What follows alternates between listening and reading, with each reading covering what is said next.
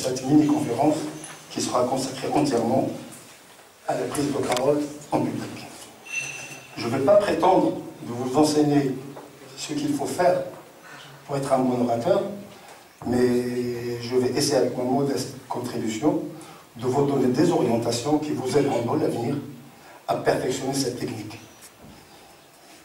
Sachez très bien qu'un jour ou l'autre, vous serez amené à prendre la parole en public, à faire des présentations. N'attendez pas au dernier moment pour apprendre et pour se perfectionner dans les présentations. C'est déjà passé. Plusieurs fois, plusieurs stagiaires sont venus chez moi pour me dire qu'il y a des personnes moins placées qu'eux, beaucoup moins placées que eux, qui ont pris tout le travail qu'eux ont fait pendant des jours et des jours et des jours. Donc n'attendez pas ça. N'attendez pas d'arriver malheureusement à ce. Vous êtes encore très jeune et vous avez le temps. Je ne vais pas parler beaucoup de techniques de prise de parole en public parce que c'est. Il n'y a pas beaucoup de théorie. Il y a très peu de théorie. Donc il y a quelques techniques à connaître que je vais vous mentionner tout à l'heure. Mais la plupart, 95% de ma formation de la prise de parole, c'est de la pratique. Moi, je compare l'apprentissage de la prise de parole en public, c'est comme apprendre à conduire une voiture. Si vous allez sur Internet, vous allez donc avoir tout ce qu'il faut savoir pour conduire une voiture. Et alors, tu dois Z. Des images, des vidéos, des techniques, tout. Seulement, ce n'est pas suffisant. C'est pas suffisant. On n'apprend pas à conduire une voiture uniquement par Internet. Ce qu'il faut, c'est de la pratique. Si chaque fois vous partez dans une présentation et que vous vous mettez dans la tête que vous êtes là pour convaincre 100% d'histoire, pas 99%, 100%, vous avez gagné. Vous avez gagné. Pour réussir une présentation, la réussite dépend de la préparation. Comment on a préparé notre sujet. Si vous avez donc un sujet à présenter, n'attendez pas le dernier moment pour préparer.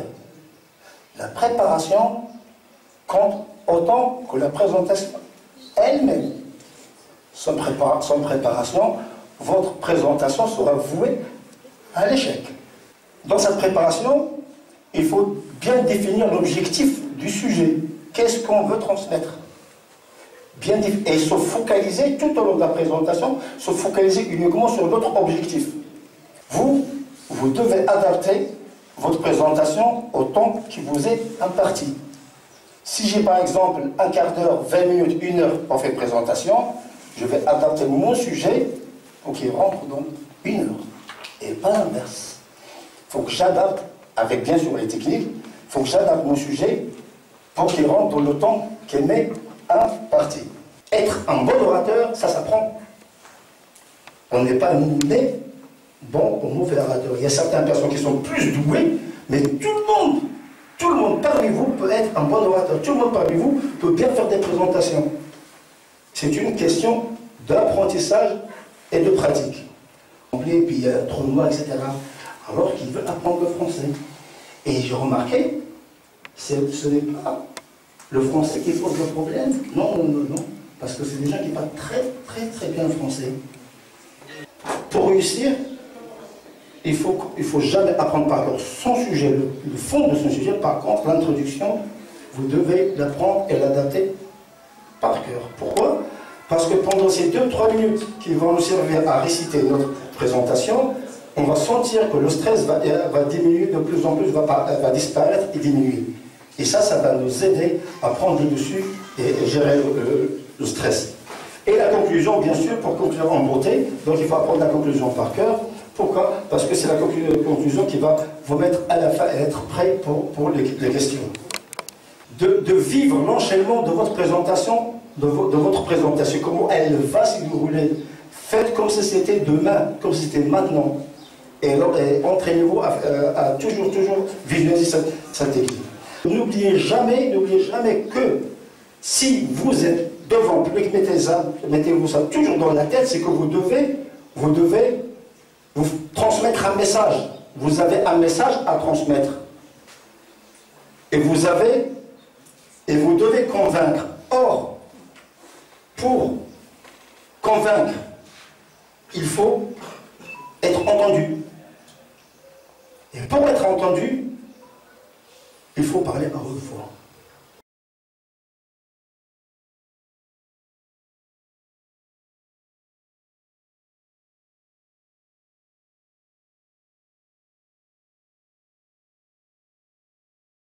Dans le cas, si jamais ils n'ont pas compris, qu'ils n'ont pas compris un terme, une phrase, ils peuvent toujours vous poser la question sur la phrase ou le terme. Et pourquoi ils vont poser la question? Parce qu'ils l'ont bien entendu. Donc, je vais adapter ma voix à l'auditoire. C'est-à-dire, si je suis dans un entretien d'embauche où je suis à 2 mètres, je vais adapter ma voix à 2 mètres. Si j'ai une salle où il y a 10 personnes, j'adapterai ma voix, je vais adapter ma voix à une salle de 10 personnes. C'est fait 15, 20 ou 30 mètres, chaque fois je vais adapter ma voix. Plus on va parler à haute voix, plus on va attirer l'attention de l'auditoire. Les scientifiques ont été faits dans ce sens-là, et ils ont remarqué qu'être un bon orateur, le débit normal pour une présentation réussie, c'est à peu près entre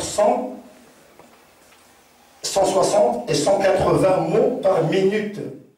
Bien articulé. Or, pourquoi articulé? Primo, pour qu'il n'y ait pas de confusion dans la compréhension de la phrase. Et puis pour vous, autre chose, c'est que, n'oubliez jamais, c'est que vous êtes là pour transmettre votre message. C'est que même les gens vers qui vous allez articuler, ils vont comprendre 100% de ce que vous dites. C'est-à-dire, quand une personne n'a pas compris une phrase ou un mot technique, mais vous l'avez tellement bien articulé, c'est qu'elle peut vous demander que veut dire ce mot technique. Mais il ne peut vous le dire que s'il l'a bien entendu et de manière correcte. Le corps est en mouvement, mieux le cerveau pense. La plus simple des choses à faire, c'est que quand vous êtes devant l'auditoire, ne restez jamais figé.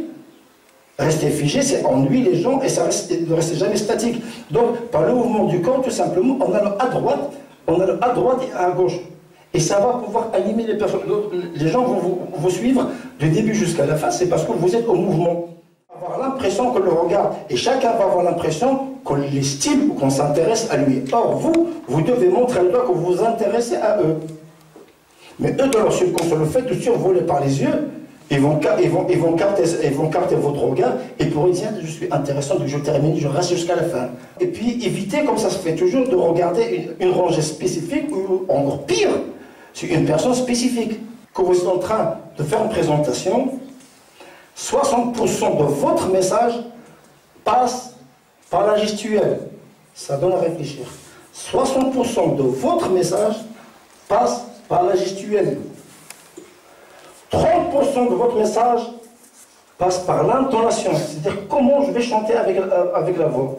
C'est-à-dire, quand je fais une présentation, je ne reste pas d'une voix monocorde. C'est monocorde. Je vais chanter avec la voix de A à Z.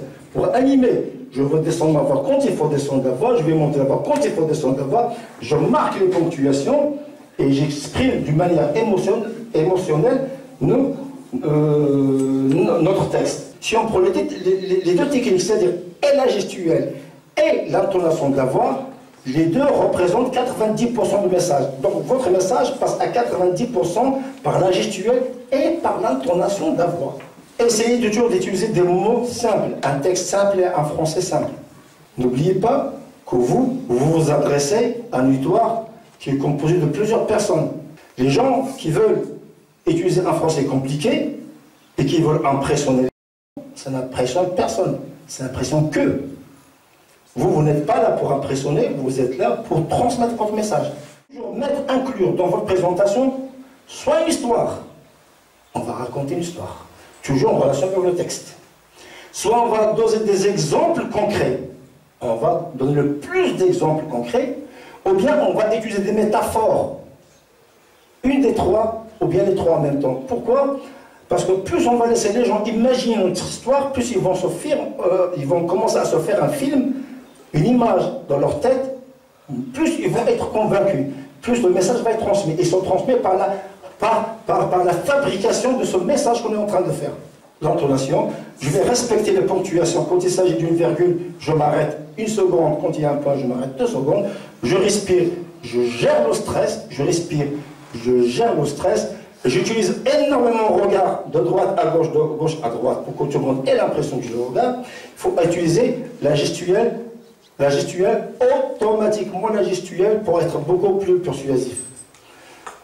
Donc voilà, je suis donc arrivé à terme de ma petite présentation, de ma mini-présentation.